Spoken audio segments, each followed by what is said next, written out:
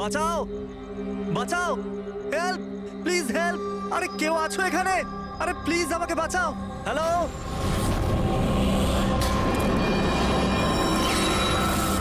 কেউ আছো এখানে? আরে কেউ তো বাঁচাও আমাকে। আরে কেউ কি শুনতে পাচ্ছো? আরে কেউ তো বাঁচাও আমাকে। আরে কেউ তো আমার আওয়াজ শুনছো? বাঁচাও।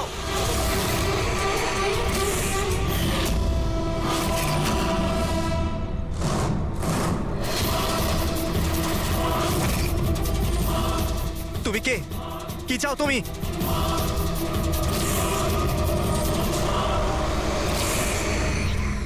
আরে বাঁচাও, বাঁচাও, বাঁচাও আমাকে, বাঁচাও।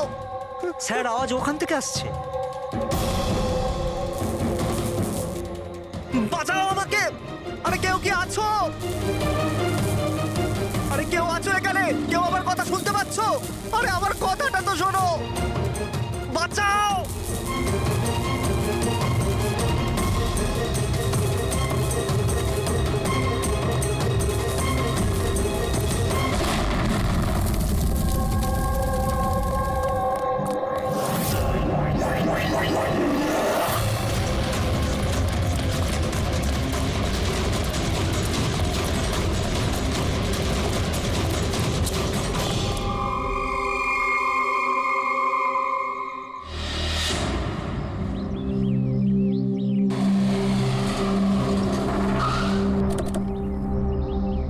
নমস্কার স্যার।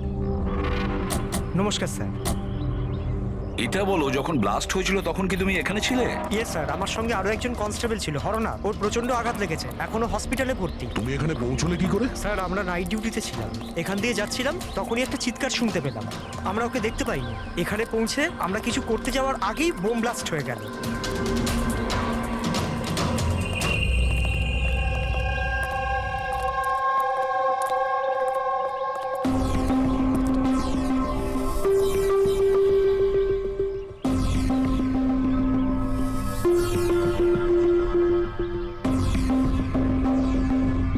একটা কথা বলো আমায়, যখন তুমি এখানে এসেছিলে তখন তুমি এখান থেকে কাউকে যেতে দেখেছিলে বা পালাতে দেখেছিলে?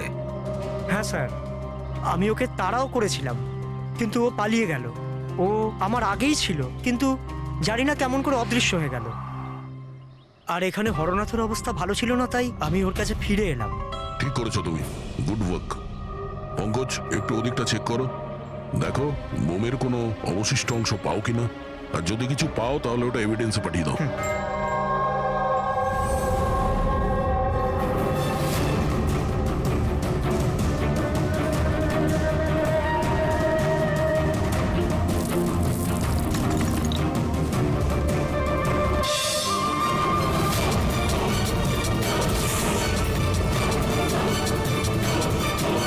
স্যার,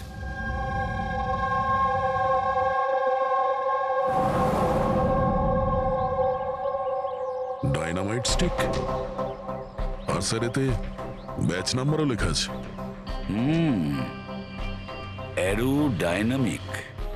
স্যার, হ্যাঁ, এটা কিছু একটা চকচক করছে।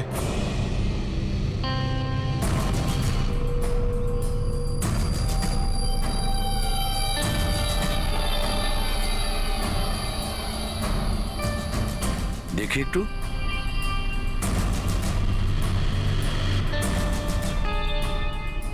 দয়া, এটা তো একটা দাঁত দেখছি, সোনার দাঁত। এক মিনিট, আচ্ছা একটু ম্যাগনিফাইং গ্লাসটা দাও তো।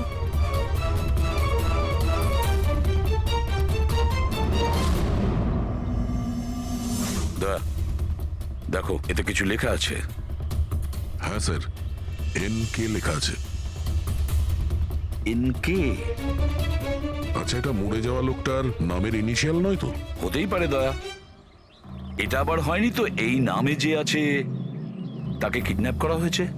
আর যদি কিডন্যাপ হয়ে থাকে স্যার, তো ওর বাড়ির লোক নিশ্চয়ই কোথাও না কোথাও কিডন্যাপ হওয়ার রিপোর্ট লেখাবে। হ্যাঁ, চেক করতে হবে, দেখতে হবে যে এই নামের কতজন ব্যক্তি নিখোঁজ হয়েছে।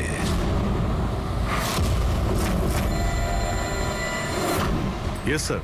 লোকাল পুলিশ থেকে জানা গেছে যে মিসিং কমপ্লেন্ট নবীন কুমারের স্ত্রীর সঙ্গে আমি ফোনে কথা বলেছি। উনি বলেছেন যে এই নবীন কুমারের একটা দাঁত সোনার ছিল। আচ্ছা স্যার, এই নবীন কুমার কে? শহরের বাইরে ওনার একটা পেইন্টের ফ্যাক্টরি আছে, আর কিছুদিন আগে ওনার একটা নিউজ কভারেজ ছিল। নিউজে? কি ব্যাপারে স্যার? কিছুক্ষণের মধ্যেই জানা যাবে। আচ্ছা দেখো, এই নবীনের বাড়ির ঠিকানা আমি তোমাকে পাঠিয়েছি, আর তাছাড়া ওনার স্ত্রীকেও এই বিষয়ে আমি জানিয়েছি। আর যদি আমার ধারণা ঠিক হয়ে থাকে তাহলে অভিজিৎ, নিশ্চয়ই মিডিয়ার লোক ওখানে তোমার আগে পৌঁছে যাবে। অনেক ঝামেলা আছে, সামলে নিও। ঠিক আছে, আমরা দেখে নিচ্ছি। ইয়া, হ্যাঁ, নবীন কুমারের বাড়ি যেতে হবে। স্যার অ্যাড্রেস পাঠাচ্ছেন।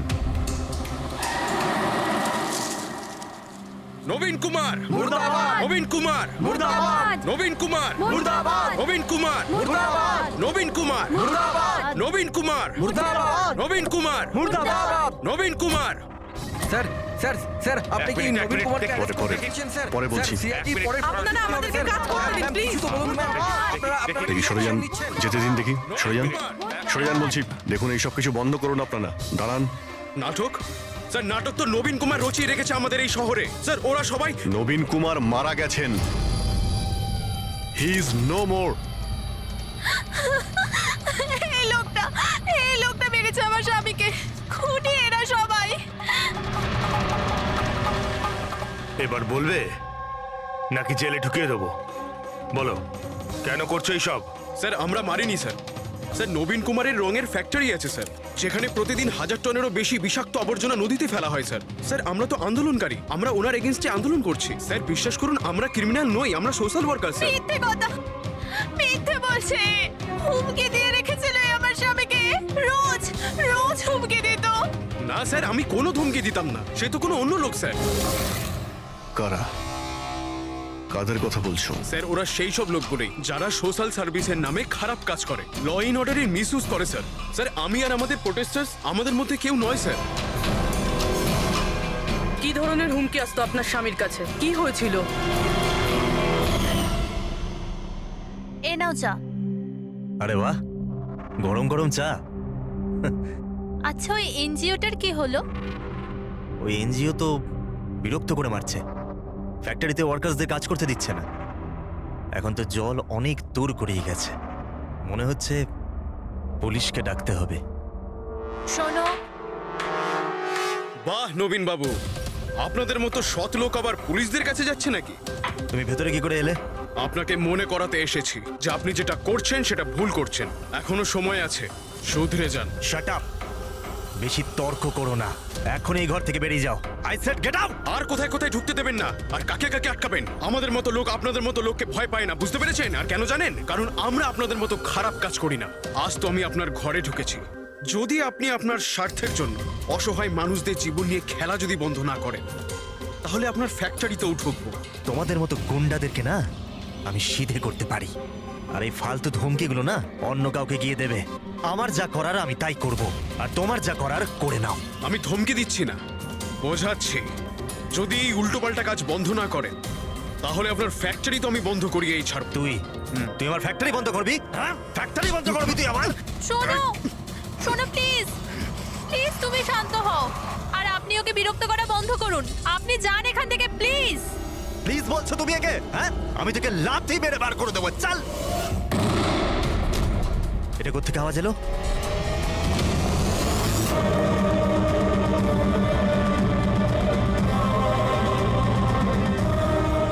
দেওয়ালে লেখা ছিল, শুধরে যাও নয়তো আর বাঁচবে না। আর শেষ পর্যন্ত মেরে ফেললো এরা নবীনকে। এই লোকটা মেরে ফেলেছে আমার স্বামীকে। বিশ্বাস করুন স্যার, আমি সত্যি বলছি, আমি কিচ্ছু করিনি স্যার। যে করেছে তাদের কথা স্যার, বলো। নিশ্চয়ই, কেন বলবো না স্যার। স্যার, ওনার জন্যই তো আজকে আমরা ফেসেছি স্যার। স্যার, আমরা প্রোটেস্টার, আমরা সোশ্যাল এনভায়রনমেন্টের জন্য প্রোটেস্ট করি স্যার। স্যার, ওরা অনেকটা নিচে নামতে পারে স্যার। চিনতে পারবে তাদের? নিশ্চয়ই, কেন নয়, কিন্তু আমাদের সেফটির কি স্যার? ওরা অনেক খারাপ লোক স্যার। ডোন্ট ওয়ারি, তোমার কিছু হবে না। শুধু নামেই সোশ্যাল ওয়ার্কার, ওরা ক্রিমিনালস, ওরা তিনজনে। ক্রিমিনাল? আর এটা তুমি কি করে জানলে? আমি কি, এটা সবাই জানে যে ওদের উপর কতগুলো কেস চলছে। সবসময় ওরা বেলেই বাইরে এসেছে স্যার। ওই মানুষটা নিজেকে পরিবেশের রক্ষাকর্তা বলে, নেচার গার্ডিয়ান। স্যার সবার প্রথমে ওই দিন কর। নবীনের মতো লোকের সব জায়গায় শত্রুই থাকবে স্যার। ওই বলে না স্যার, যেমন কর্ম তেমন ফল। তার মানে হ্যাঁ? কি বলতে চাইছো তুমি? কত নিরীহ মানুষের জীবন নষ্ট করেছে ও। হতে পারে তাদের মধ্যে থেকে কেউ বদলা নিয়েছে। তাদের মধ্যে কেউ কেন, বরং আমি তো বলছিলাম যে প্রতিশোধ তুমি নিয়েছো, তুমি ওকে মেরেছো। না স্যার, আমার সাথে ওর কোনো ব্যক্তিগত শত্রুতা ছিল না। আমি ওকে কেন মারবো? কারণ নবীনের কার্যকলাপে তুমি ক্ষুব্ধ ছিলে। কেন? স্যার, যদি আমার এরম কিছু করতেই হতো তাহলে আমি অনেক আগেই করে ফেলতাম। নবীন না জানি কত বছর ধরে আমাদের পরিবেশ দূষিত করছিল।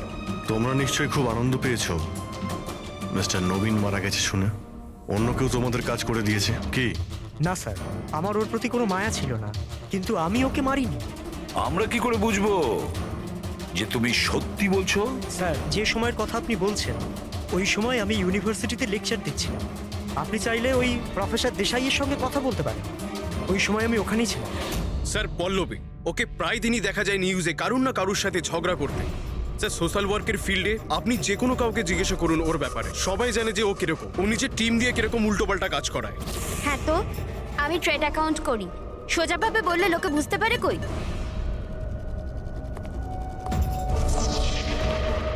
কিন্তু আমি সোজা পয়েন্টে আসছি। আমাদের মনে হয় তুমিই ওকে খুন করেছো। ম্যাম, আপনার এটা যদি মনে হয় তাহলে আপনার এবং আমার দুজনেরই টাইম ওয়েস্ট করছেন। ম্যাম, একটা কথা, আমি কোনো ক্রিমিনাল নই। কিন্তু আমরা তো এটা শুনেছি যে আপনি রোজই কোনো না কোনো একটা কন্ট্রোভার্সিতে জড়িয়ে থাকেন। স্যার, ব্যাপারটা হলো কি, যদি কোনো সৎ লোক সাহস করে সত্যের পিছনে দাঁড়ায় না, তো মানুষ ভয় পেয়ে যায়, সহ্য করতে পারে না, বিশেষ করে যদি সে একটা মেয়ে হয়। আপনি তো জানেনই সোসাইটির কি মেন্টালিটি। তাই নাকি? আমার তো আপনার মেন্টালিটি ঠিক মনে হয় না। কেন? শুধুমাত্র এই জন্যই যে আমি কাউকে ভয় পাই না? আপনাকেও নয়। এই জন্য আমি ক্রিমিনাল হয়ে গেলাম? এমনিতেও আমি কাল রাতে নিউজ লাইভের ডিবেটে ছিলাম, আপনি চাইলে চেক করতে পারেন। আমি চাইলেও নবীনকে খুন করতে পারতাম না। ম্যাডাম, আপনি কিন্তু এই কাজটা নিজের লোকদের দিয়েও করিয়ে থাকতে পারেন। তো ঠিক আছে, আপনার যদি এত কনফিডেন্স থাকে তো প্রুফ করে দিন, আপনি পাঠিয়ে দিন আমাকে জেলে। আর ওই প্রকাশ, ও প্রতিদিনই কাউকে না কাউকে গালিগালাজ করে নিজের সোশ্যাল ব্লগে। যারা পলিউশন ছড়াচ্ছে স্যার ও লোকদের উস্কায়, খেপিয়ে দেয় তার বিরুদ্ধে। আমি ঘরেই ছিলাম স্যার, নিজের ব্লগ লিখছিলাম, যেমন সবসময় লিখি। প্রত্যেকবারের মতো সবাইকে উস্কাচ্ছিলেন, তাদের ব্রেন ওয়াশ করছিলেন নবীনের মতো লোকেদের বিরুদ্ধে কি? স্যার, নবীনের সাথে আমার কোনো ব্যক্তিগত শত্রুতা ছিল না, আর প্রকৃতির জন্য আমি অ্যাওয়ারনেস স্প্রেড করতেই থাকি। ব্যক্তিগত শত্রুতা না থাকলে তোমার সবকটা ব্লগে নবীনের নাম কেন থাকে? তাও টপ 4-5 জনের মধ্যে। কালকেও যে ব্লগটা লিখেছিলে সেখানেও নবীনের নাম ছিল না? হ্যাঁ স্যার, নবীনের নাম ছিল ওখানে। আর এই কথাটা আমি লুকোবই বা কেন? ও খারাপ লোক ছিল, কিন্তু এর মানে তো এটা নয় যে আমি ওকে খুন করে দেবো। কেন? কেন মারবে না? এরকম লোকেদের তো তুমি ভীষণ ঘৃণা করো, তাই না? তোমার মনে হচ্ছে তোমার পরিশ্রম বিফলে চলে যাচ্ছে, আর তারপরে নবীনকে এত বোঝানোর পরেও নবীন পরিবেশ দূষিত করে দিচ্ছিল, আর সেই জন্য তুমি রেগে যাও আর তারপরে নবীনকে শেষ করে দাও। আমি একজন রেসপন্সিবল সিটিজেন স্যার, কোনো ক্রিমিনাল নয় স্যার। আমার কাজ এটাই, আমার ব্লগের মাধ্যমে ঠিক আর ভুলের তফাৎ বোঝানো, কারোর ক্ষতি করা নয়। স্যার, ইন্টারোগেশনে তো কেউই কোনো ভয় পায়নি। হ্যাঁ, কোনো ভয় পায়নি ঠিকই। এই 3 জনের উপর কড়া নজর রাখতে হবে। কেন স্যার? ঠিক, ভয় একটা অদ্ভুত জিনিস। যদি ওই 3 জনের মধ্যে কেউ খুন করে থাকে তাহলে সে ভয় পেয়ে কিছু না কিছু গন্ডগোল করবেই, কোনো না কোনো ভুল সে নিশ্চয়ই করবে।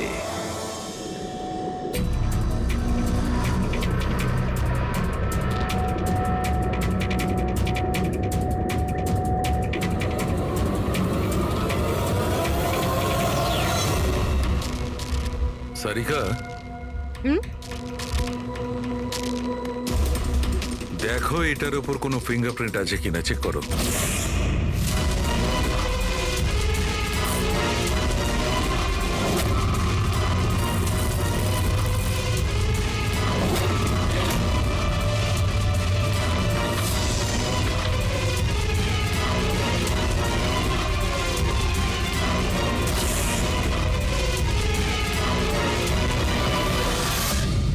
স্যার, এটাতে তো কোনো ফিঙ্গারপ্রিন্টস নেই।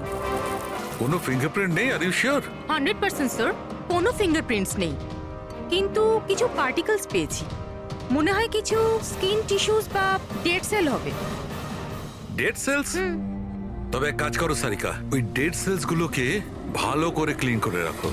ওই তো আসবে তো শ্রীমান প্রদ্যুমন, জানো তো সব ব্যাপারেও নাক গলায়, নিশ্চয়ই জিজ্ঞেস করবে। প্লিজ ক্লিন করে রাখো। স্যার, ডায়নামাইটে কোনো ফিঙ্গারপ্রিন্টস তো পাওয়া যায়নি, কিন্তু কোনো একজনের ডেড স্কিন টিস্যুস পাওয়া গেছে, পচা চামড়ার টুকরো। পচা চামড়া? হতে পারে এটা ওই লোকটারই, সেই লোকটা যে লোকটা ডাইনামাইট লাগিয়েছিল। হ্যাঁ স্যার। সালুকে এই পচে যাওয়া চামড়াগুলোর তুমি ডিএনএ টেস্ট তো করতে পারো, কিছু তো জানা যাবে। বস, পচে যাওয়া চামড়া থেকে ডিএনএ বার করাটা খুব কঠিন কাজ। তোমাকে একটা কথা খুব জোর দিয়ে বলতে পারি, যে লোকটি এই ডায়নামাইটটাকে শেষবার ধরেছে ওর স্কিন ডিজিজ আছে, চামড়ার অসুখ, আর সেটাও খুব গুরুতর। এমনিতে দেখে কিছু বোঝা নাও যেতে পারে, কিন্তু বস এই অসুখটা ওকে ভেতর থেকে শেষ করে দিচ্ছে। তাহলে তো আমরা এর মাধ্যমে ওর কাছে পৌঁছতে পারি। হ্যাঁ, কিন্তু কোনো প্রমাণ তো দরকার। Hello, ACP Pradyuman here. হ্যাঁ বলুন। আচ্ছা, গুড, থ্যাংক ইউ। কে? Dynamite manufacturer. হ্যাঁ স্যার। আর একটা ওইদিকেও লাগাতে পারো। আচ্ছা স্যার। একটা সোজা লাগাও ওইখানে, একদম 50 মিটার দূরে। আর এই 6 সেকেন্ড পরে ব্লাস্টগুলো হবে। ঠিক আছে স্যার। ওকে। আর কোথায় লাগানো যায়? ওইখানে মাঝখানে ফিট করা যাবে কি? এক্সকিউজ মি, আপনার নাম বিনীত? ইয়েস। আপনারা কারা? আপনি এই সাইটের ম্যানেজার? কিন্তু ব্যাপারটা কি বলুন তো? দেখুন বিনীত বাবু, যখন ম্যানুফ্যাকচারিং কোম্পানি থেকে ডায়নামাইট আপনাদের এখানে আসে, মানে এই সাইটে, মাইন্ড সাইটে, সেটার ইনচার্জ তো আপনিই হবেন, তাই না? ইনচার্জ তো আমি, কিন্তু কনসাইনমেন্টের পরে অপারেটর টিমও কিন্তু এটা হ্যান্ডেল করে। আমি এটা একা সামলাই না। আমরা জিজ্ঞেস করেছি আপনাকে যে ডায়নামাইট কে সামলায়। একটু এই ডায়নামাইট স্টিকটাকে দেখুন। আচ্ছা, ব্যাচ নাম্বার দেখে আপনি কি বলতে পারেন এই লটের বাকি ডায়নামাইট স্টিকগুলো কোথায় আছে? স্যার, এটা লাস্ট কনসেলমেন্টের মনে হচ্ছে, এখনো ব্যবহার হয়নি, গুদামে পড়ে আছে। চলো দেখাও। বিনীত, যখন ডায়নামাইটের কনসাইনমেন্ট এখানে আসে, সেটাকে চেক তুমি নিশ্চয়ই করো, তুমি তো ইনচার্জ, তাই না? হ্যাঁ হ্যাঁ হ্যাঁ, অফকোর্স স্যার। আচ্ছা, আপনার এই ব্যাচের কনসাইনমেন্ট নিয়ে কোনো গন্ডগোল মনে হচ্ছে? গন্ডগোল? না না, নর্মালি তো ছিল, যেরকম হয় আর কি। কিন্তু আপনি এটা জিজ্ঞেস করছেন কেন? নর্মাল আছে তো, যেমনটা থাকে। প্রতিটা বক্সে 10টা করে লেখা আছে স্যার। এটা খুলে দেখো তো কতগুলো আছে, গুনো।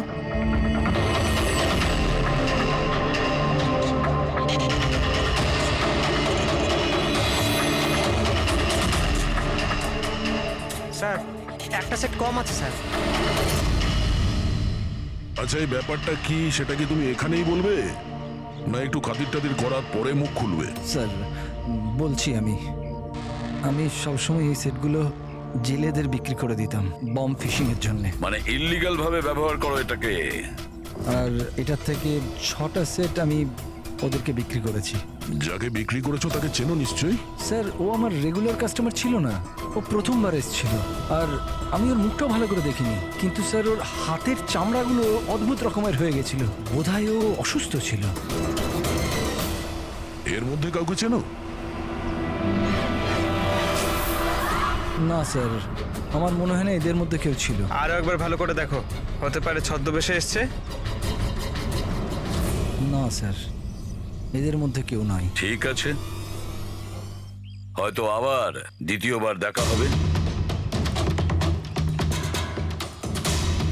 স্যার, আমার মনে হচ্ছে যে আমাদের ওই লোকেদের লিস্ট বানাতে হবে যাদের এই ধরনের রোগ আছে। জানি ব্যাপারটা খুব মুশকিলের, কিন্তু ট্রাই তো করা যেতে পারে। না না, ট্রাই তো করতেই হবে দয়া। প্রত্যেকটা বড় বড় হসপিটাল আর ছোটখাটো নার্সিং হোম এবং ক্লিনিকগুলোতে গিয়েও খোঁজ নাও এরকম রোগের পেশেন্টের ব্যাপারে। হতে পারে আমাদের ভাগ্য যদি ভালো থাকে, কিছু প্রমাণ আমরা পেয়ে যাব। Sir, let's go.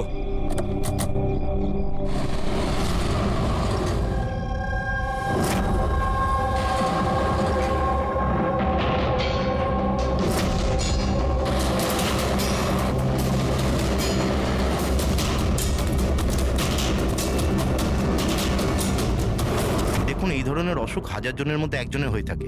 বলতে পারেন এই ধরনের পেশেন্টের লিস্ট অনেক বড়। অনেক পেশেন্ট জানতেও পারে কিন্তু এর চিকিৎসা করায় না। এদের খোঁজা তো খুব মুশকিল। জানি, কিন্তু তবুও আমরা চেষ্টা করতে চাই। এই লোকটাকে পাওয়া আমাদের কাছে ভীষণ প্রয়োজন। দেখুন, আমি বুঝতে পারছি, কিন্তু এনভায়রনমেন্টাল ইনফেকশন কন্টিজিয়াস ডিজিজ, যেটা একটা মানুষের থেকে অন্য মানুষের মধ্যে ছড়িয়ে পড়ে, আর এটাকে সামলানো তো... এক মিনিট, কি বললেন আপনি? Environmental infection? হ্যাঁ, মানে আমাদের চারপাশের পরিবেশে হতে পারে এমন ইনফেকশন হাওয়া বা জল থেকে চারিদিকে ছড়িয়ে পড়ে। চলুন, আমি আপনাকে একটা পেশেন্ট দেখাবো। ছাড়ো আমাকে! কেন মারতে চাও আমাকে? ছেড়ে দাও আমাকে, যেতে দাও প্লিজ। দেখো, আমাকে যেতে দাও sir, please help me sir, help please, help sir.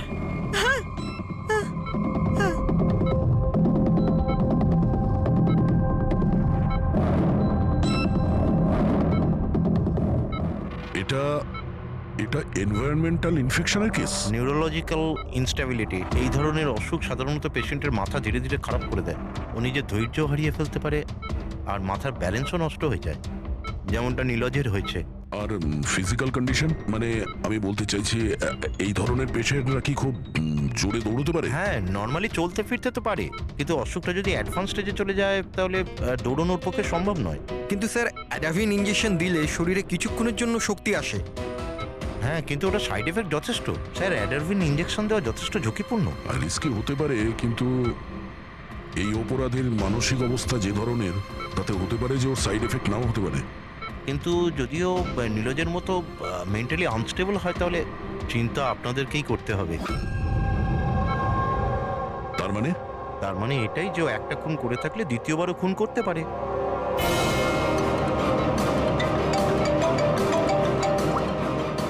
হ্যাঁ স্যার। কি প্রকাশ পঙ্কজকে ফাঁকি দিয়ে পালিয়ে গেছে? নো, ঠিক আছে, আমি দেখছি। হতে পারে প্রকাশ ভয় পেয়ে পালিয়ে গেছে, না হলে দ্বিতীয় মার্ডারের পরিকল্পনা করছে।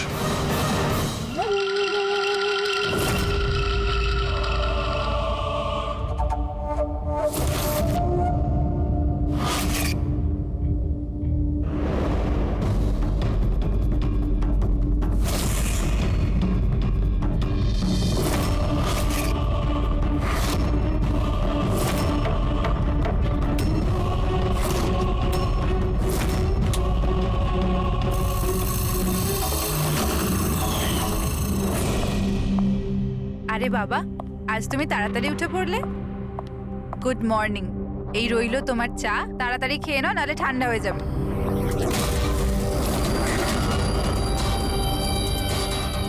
এটা কার পা?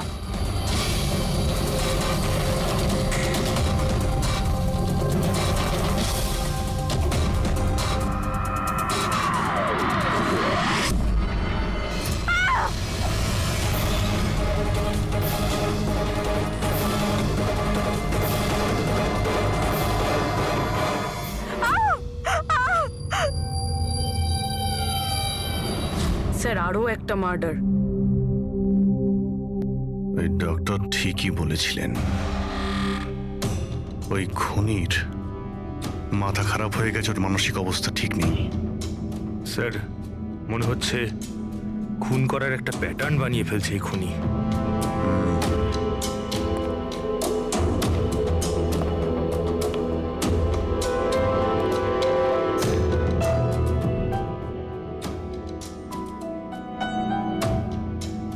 এনার উপরে ব্লেম এটাই যে উনি নেচারকে ক্ষতি করছেন। ইল্লিগাল ডিফরেস্টেশন, জমি হাতানোর জন্য ইল্লিগালি গাছ কেটে ফেলা। ওই খুনি এনার সঙ্গেও তাই করেছে। আর তাও প্রকাশ উধাও হয়ে যাবার ঠিক পরেই। ওয়েপেন কি ব্যবহার করেছে? 100% চেইনস, না হলে হাড়ের সঙ্গে মাংসকে এইভাবে কেটে বডিটাকে দু টুকরো করা এত সহজ নয়।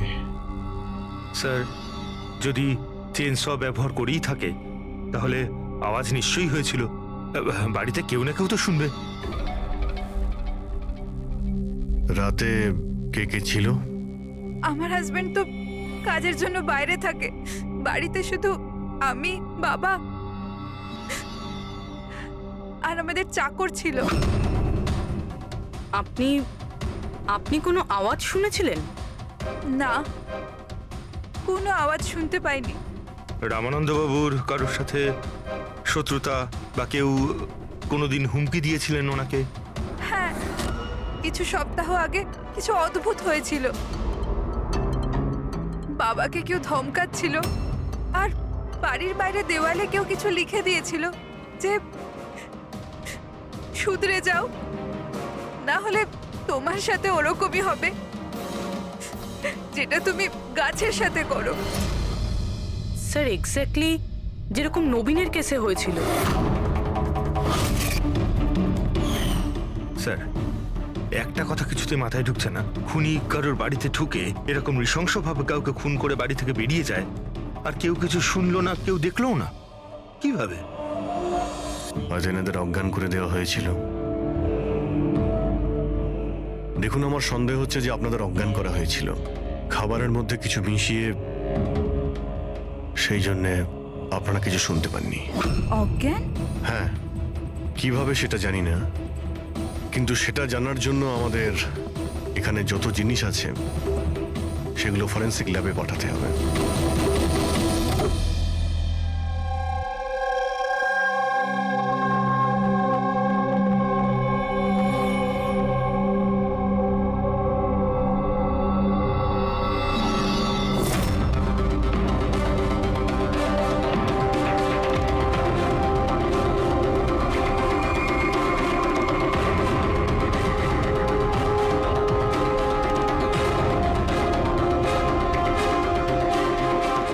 স্যার, বাড়িতে যত রকম খাবার জিনিস ছিল চেক করে নিয়েছি, আর পানিও।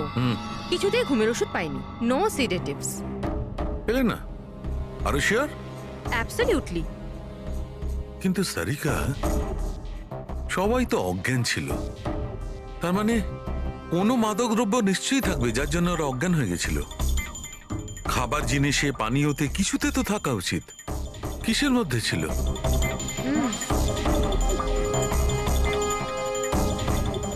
হ্যাঁ, মাদক দ্রব্য ছিল। এই এসিটার মধ্যে। এসিতে? ইয়েস, এই এসিতে মাদকদ্রব্য মেশানো হয়েছিল, আর এর হাওয়াটা ঘরের মধ্যে ঢোকা মাত্র মাদকদ্রব্য ছড়িয়ে পড়ে আর সবাই অজ্ঞান হয়ে যায়। হ্যাঁ। Check it. ইয়েস।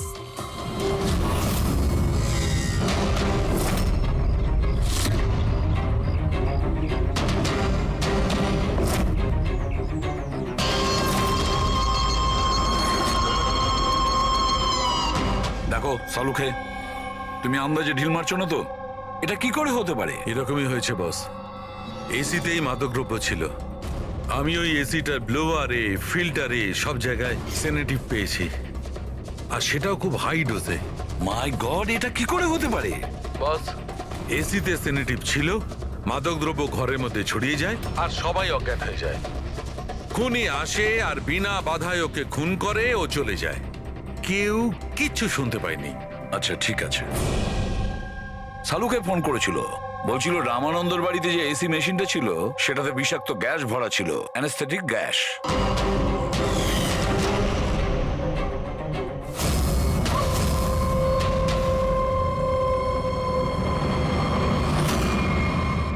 অ্যানাস্থেশিয়া দিয়ে লোকেদের ট্রিটমেন্ট করা হয় শুনেছি। আরে তো এই খুনি তো দেখছি বেশ ধূর্ত। প্রকাশের ব্যাপারে কি জানতে পেরেছো? স্যার, কিছু জানতে তো পারিনি, বাট আই এম শিওর পরের খুনের প্ল্যান করছে।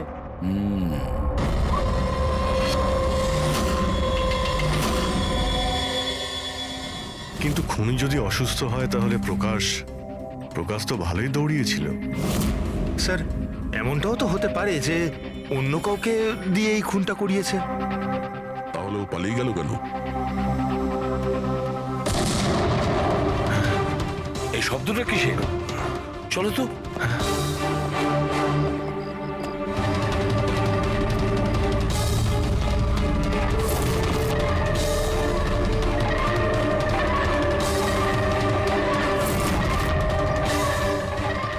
আমাদের কাজ আমি করছি এসিপি, শহরকে পরিষ্কার। আর আমার এই রাস্তায় যে আসবে তাকেও আমি এই জগৎ থেকে পরিষ্কার করে দেব। এ কে হতে পারে? স্যার মনে হয় খুনি জানতে পেরে গেছে আমরা ওর পিছনে আছি, ওই জন্য পাগল হয়ে গেছে।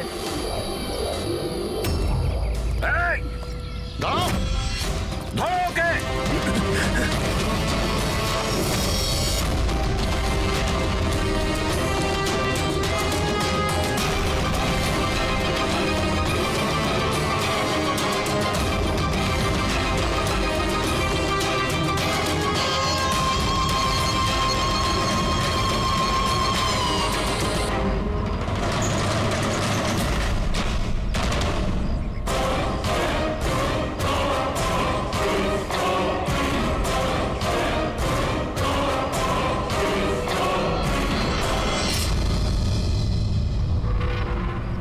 স্যার, সিআইডি থেকেই লিস্ট এসছে।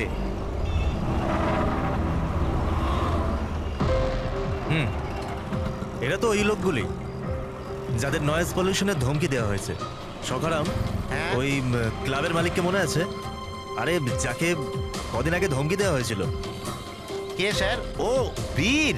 আচ্ছা সকারাম, ওর বিরুদ্ধে কোনো কমপ্লেন আছে নাকি? হ্যাঁ স্যার, ওটা তো রেসিডেন্সিয়াল এরিয়া না, তো আশপাশের 2-4টে ঘর থেকে কমপ্লেন এসছে যে অনেক রাত্রির পর্যন্ত জোরে মিউজিক চলে, এই সব কমপ্লেন। আওয়াজ মানে নয়েজ পলিউশন। সকারাম, তুমি একটা কাজ করো, হ্যাঁ, তুমি সিআইডির লোকেদের ফোন করো এখনই, এই সময়।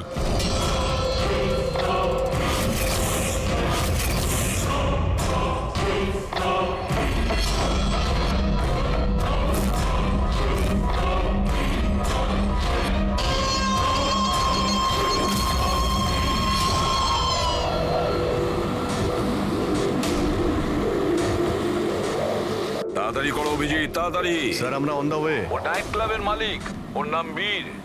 কিন্তু স্যার ব্যাপারটা কি? দয়া, লোকাল ইন্সপেক্টর থেকে জানা গেছে বীরকেও একই রকম হুমকি দেওয়া হয়েছে, আর সেটাও শব্দ দূষণ করার জন্য। সরি স্যার, কিন্তু নয়েজ পলিউশন এটা একটু বেশি হয়ে গেল না? রবি, ওর মানসিক অবস্থা ঠিক নেই, এই খুনি যা খুশি করতে পারে। ডোন্ট ওয়ারি স্যার, ওই খুনি যদি ওখানে থাকে তাহলে এবারে আর আমাদের হাত থেকে বাঁচবে না স্যার। এই প্রকাশ কিন্তু এখনো নিখোঁজ, আর বীরের প্রাণ সংশয় রয়েছে। যে করেই হোক ওকে সুস্থ আর নিরাপদে আমাদের এখানে নিয়ে এসো।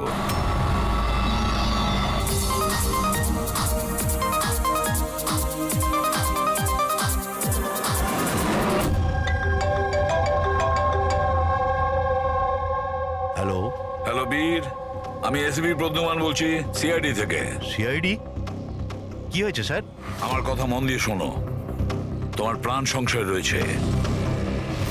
কি মানে? মানে আমাকে কে মারতে চায়? দেখো বীর, যদি তুমি ক্লাবে থাকো তাহলে বাইরে কোনো মতেই যেও না। আমাদের অফিসার্স তোমার ওখানে যাচ্ছে তোমার সেফটির জন্য।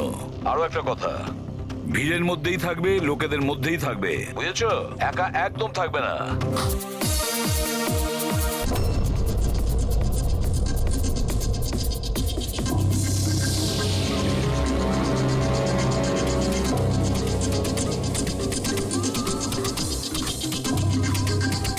দেখো, আমি আমার কেবিনে যাচ্ছি, ঠিক আছে?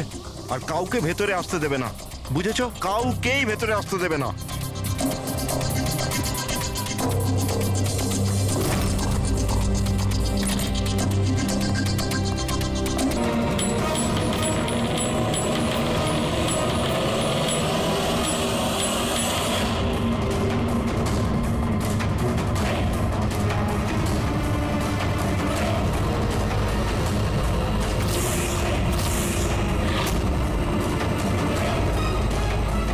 এ ভাই শোনো, এদিকে এসো।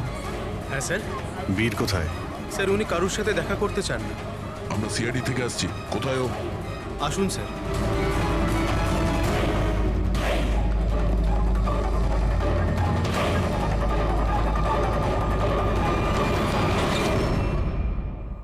এই এই এই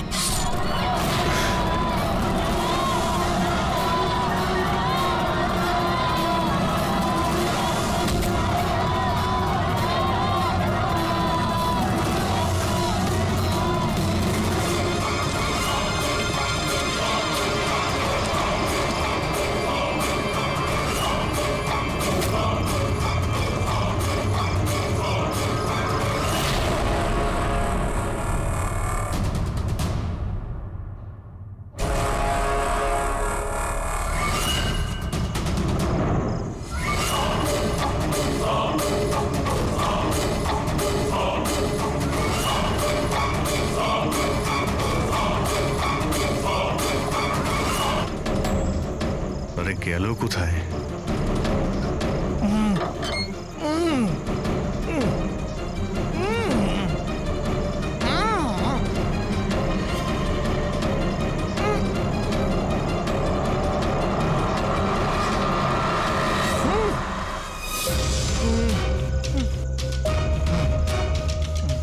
এই প্রকাশ, এসো বাইরে এসো।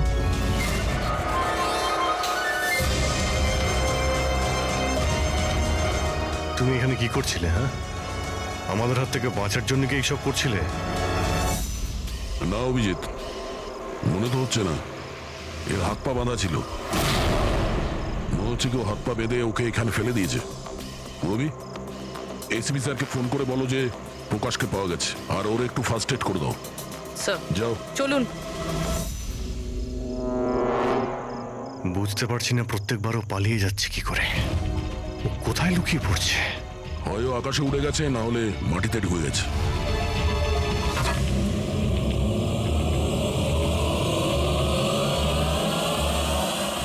ও এখানেই আছে দয়া, এইখানে। কি? এইখানে।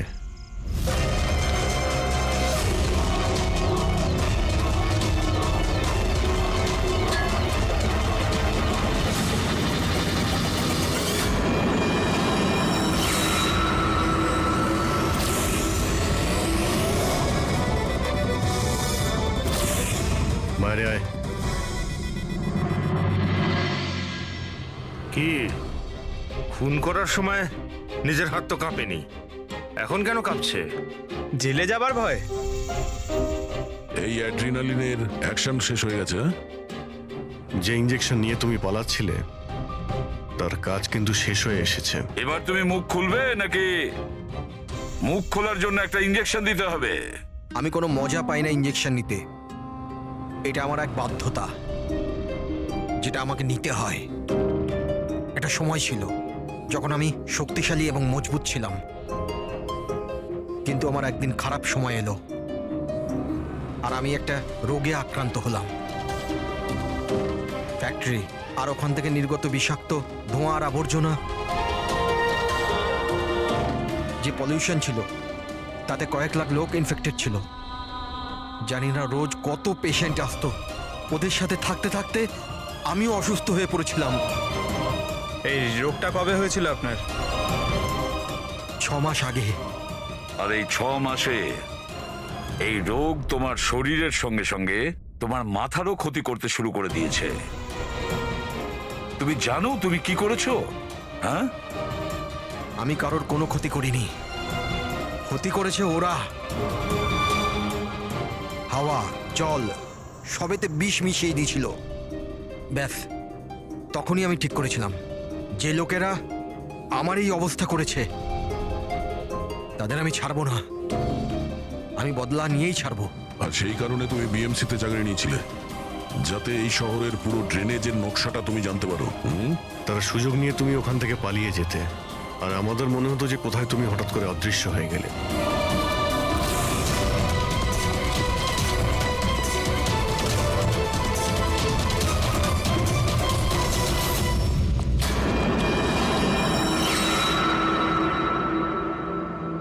একটা কথা কিন্তু আমি এখনো বুঝিনি, প্রকাশ তোমার কি ক্ষতি করেছিল?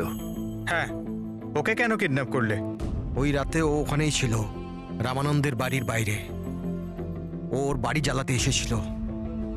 ও কিছু করতো তার আগেই ও আমাকে দেখে নিয়েছিল ঘর থেকে বেরোনোর সময়। আর তুমি ওকে তারপর কিডন্যাপ করে নিলে যাতে ও কারোর সামনে মুখ না খোলে। হ্যাঁ, তুমি ওকে মারতেও পারতে, তাহলে ওকে ওকে তুমি মারলে না কেন? আমি বললাম না স্যার, আমার বদলা শুধুমাত্র ওদের সাথে ছিল, যারা আশেপাশের হাওয়া জলকে বিষাক্ত করে তুলেছিল। আমি তো শুধুমাত্র আমার সংসার বাঁচাচ্ছিলাম। আমি কোনো ছোটবেলা থেকে খুনি ছিলাম না। এই দায়িত্বটা তোমাকে কে দিয়েছিল?